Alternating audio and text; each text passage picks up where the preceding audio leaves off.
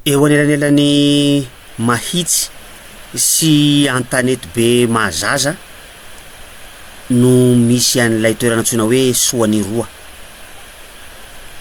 Ny lalana mandeha any moa de anisan'ny lalana tsara eto Madagasikara satria lalana vao vita izy io ary io no antsoina hoe lalan'ny atody, tsy any anatin'ny vatan'ny akoho akory fa noho ny an-tanety be Mahazaza azo lazaina hoe renivohitry ny atody eto Madagasikara no anisan'ny antony nanamboarana an'ity lalana ity satria moa fatatsika ihany fa raha mikitaotaona ny lalana de vakivaky ny atody.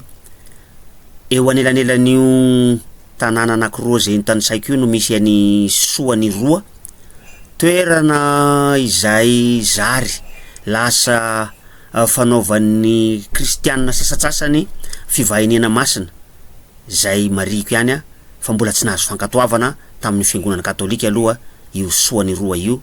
Tendrombohitra misy Andra Bernard. Vakio ny tantarany.